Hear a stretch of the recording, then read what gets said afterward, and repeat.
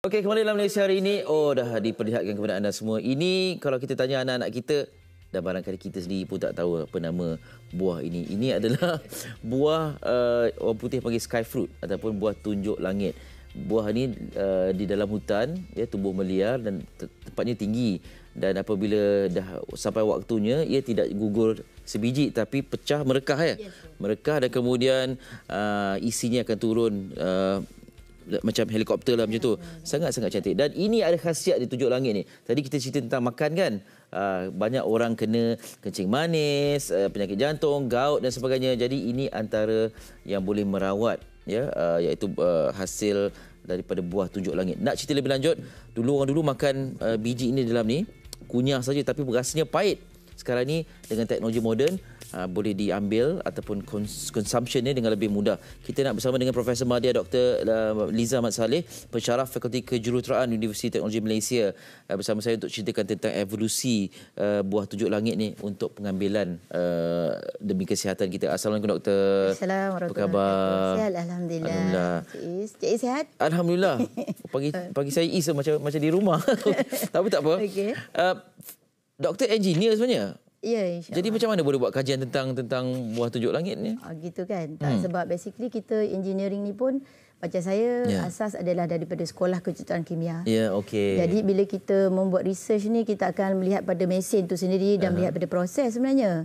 Jadi bila dah nampak proses dan kita lihat apa pula kebaikan di sebalik bahan yang kita proses tadi tu. Okey, baik. Jadi itu sebabnya. Dan kita hari ini nak faham lebih lanjut, dan sebelum tu kita nak cerita ini kajian ini dan hasilnya mendapat pengiktirafan satu di Pertandingan Inovasi Pengajian Tinggi dan Antarabangsa pada September tahun lepas. Dan juga ni penerbitan 10 jurnal. Ya, berkaitan dengan buah tunjuk langit ni. Berkaitan dengan buah tunjuk langit. Itu di Malaysia. Kemudian pada November tahun lepas juga di Seoul International Invention Fair. Ya. Jadi itu pingat yang diperolehi lah. Ya. Ya. Tahniah kita ucapkan. Baik, daripada buah yang macam ni ataupun biji buah tunjuk langit ini, apa yang telah doktor hasilkan? Okey, terima kasih Cik Is. Jadi hari ini saya nak bersama penonton Malaysia hari ini. Jadi sebenarnya saya bawakan khas lah sebenarnya daripada UTM Skudai. Ini adalah buah tunjuk langit. Dari Skudai datang. Okey. Actually buah ni banyak. Buah ni banyak lah dekat Malaysia, pokok tunjuk langit ni. Jadi kalau ikutkan dari segi proses yang saya lakukan, buah tunjuk langit ni sebenarnya dia asalnya memang macam yang Cik Is mention tadi. Dia datang jatuh ke bawah dalam bentuk biji macam ini, ya. So dan dia sebenarnya bukan jatuh macam dengan buah macam buah durian, tak. Dia jatuh hanya lamela dia ni tu. Biji-biji dia ni kalau boleh fokus kan kat sini nampak. Yang ini akan jatuh berterbangan. Dia panggil lamela, ya. Lamela ataupun kulit, macam kadang-kadang kat lab saya panggil dia kulit lipas sajalah kan macam tu. Kulit lipas, okey, baik. So jadi dalam sini yang kita nampak biji dia tadi. Bila kita kupaskan biji dia tadi, dia akan nampak satu salutan, boleh tak? Okey, ni macam ni kan kita nampak yang ini biji dia. Secara tradisi kita makan tu. Kita makan dia sangat pahit lah. Jadi apa yang saya buat dalam proses yang kita panggil dalam kajian PhD saya sebenarnya dan bersama dengan pelajar-pelajar yang selepas saya PhD itu. Jadi kita menggunakan satu teknik, nama dia super critical extraction. Ini boleh makan macam ni terus? Boleh kan? Kalau dulu makan macam ni teruslah? Yes, dia akan gigit dan dia tu ataupun dia rendam dan minum air dia. Okey, tapi memang pahit lah. Pahit dia, yes. Okey, jadi ekstrak daripada biji buah tunjuk langit ni. Jadi kita menggunakan satu teknologi yang kita panggil super critical extraction. Super fluid critical extraction. Dia di mana dia menggunakan kaedah tekanan tinggi dan suhu rendah. Okey. Kenapa tekanan tinggi? Kerana dengan tekanan tinggi adalah merupakan driving force ataupun daya pacu. Dia mengeluarkan khasiat ataupun minyak daripada biji tunjuk langit tadi, tetapi kita kontrol dia dengan low temperature, suhu rendah. Kenapa suhu rendah? Kalau kita belajar masa SPM kan, suhu tu kalau rendah dia bagus untuk kawal aktiviti enzim. Jadi enzim tu masih dapat dikekalkan. That's why bioactive compound tu masih dapat dikekalkan. Jadi bila saya ekstrak tu kita menghasilkan minyak. Minyak tunjuk langit ni jernih saja, tapi asalnya tak jernih, tapi saya ada physical treatment. Jadi dia dapatlah dihasilkan dengan jernih begini. Namun begitu, kalau kita tengok tadi hasil dia banyak.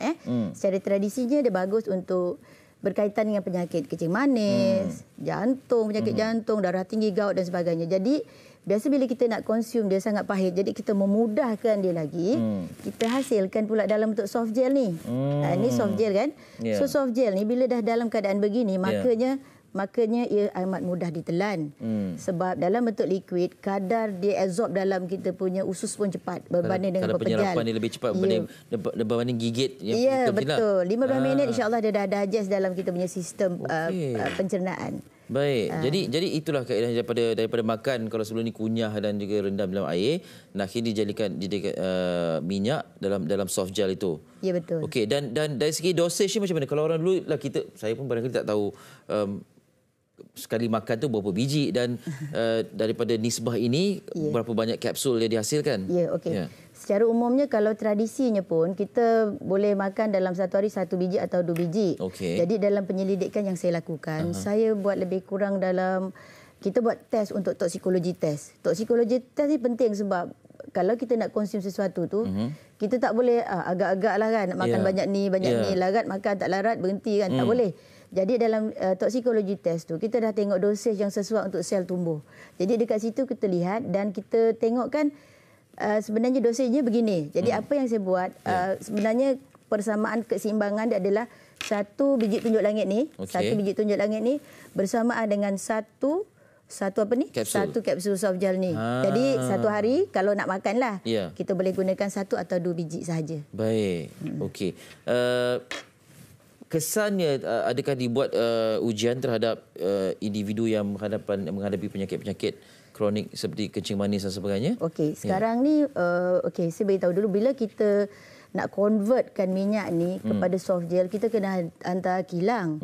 So untuk menghasilkan minyak tu, dia tak boleh kita bagi sedikit sebab kilang amount dia besar. Jadi untuk menghasilkan prototype ni, saya terpaksa ekstrak lebih banyak. Kita terpaksa macam hantar lebih kurang dalam 500 botol. Jadi at the same time tu kita dah sebab kita dah berani bagi pada orang untuk mencuba. Sebab kita perlukan melihat apakah kesan pada manusia. Sebab saya dah berpegang pada toksikologi test tadi bahawa dia tidak membahayakan pada sel dan tidak membahayakan pada manusia lah. Jadi daripada validation market yang saya lakukan terhadap orang lah kan.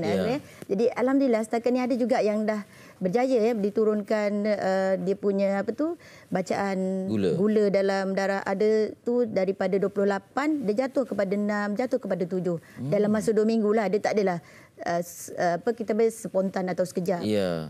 Maknanya dalam masa 2 minggu dengan sampel pengambilan soft gel ini dengan konsumsi berapa dalam satu hari? Satu hari 2 biji atau 1 biji bergantung pada keadaan. Tetapi biasanya saya akan nasihatkan bagi pengguna yang baru nak mencuba tu, kita panggil macam ni je. You try pagi perut kosong. Sebab kita lihat bahawa dengan ni sebab dia minyak. Minyak ni dia tidak ada asid yang macam cuka dan sebagainya kan bagi orang gastrik dan sebagainya. Dia tak ada masalah.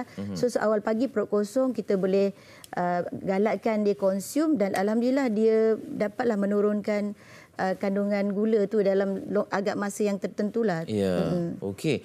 Doktor, sebelum ni kita tahu ini sebahagian daripada herba tradisi yang dimakan orang tok nenek kita lah. Basically dan sekarang ni bila dihasilkan kajian sebegini dan menampakkan satu perkembangan teknologi soft gel dan sebagainya ni, kita sangat teruja dan kita menantikan bilalah agaknya langkah seterusnya untuk dipasarkan secara komersial. Terima kasih. Seronok sih dengar.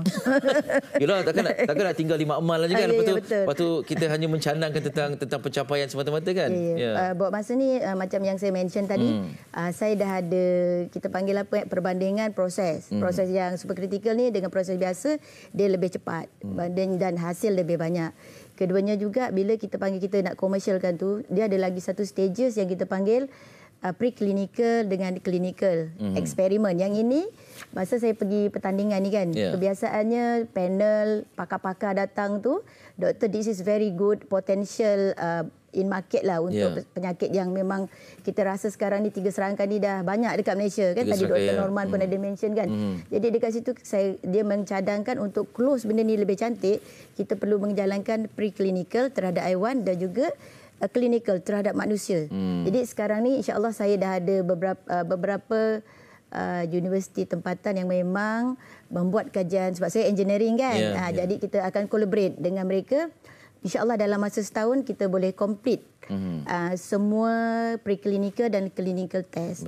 Cuma dalam masa ni sebab kita dah berpegang pada toksikologi test kan, kemudian kita dapati bahawa dia boleh memberikan kebaikan kepada pengguna, sebenarnya dia dah boleh digunakan lah. Ya, itulah dia sebab berdasarkan toksikologi test sudah terbukti. Cuma kena ada clinical ni jugalah. InsyaAllah kami pun sedang dalam usul untuk mendapatkan notifikasi lah kalau ada kita nak pasarkan. Mungkin pada tahap yang sederhana atau bawah kita boleh pergi kepada tradisional. Boleh digunakan. Baik.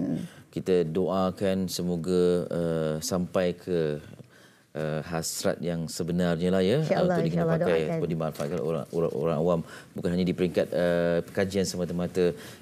Semoga bermanfaat perbincangan ini, dan kita baru tahu, kepada yang tak tahu mungkin tunjuk langit ni manfaatnya dan cara konsumsinya sekarang ada teknik yang terbaru. Doktor, terima kasih sekali lagi. Selamat maju jaya. InsyaAllah. Terima kasih Cik Is. Profesor Madya Dr. Liza Mat Saleh, pensyarah ke Fakulti Kejuruteraan Universiti Teknologi Malaysia. Sebenarnya Malaysia ni macam-macam kajian dibuat dan banyak kejayaan telah ditempa. Cuma susulan tu kita harap dapat dilihat dengan lebih ketara lagi.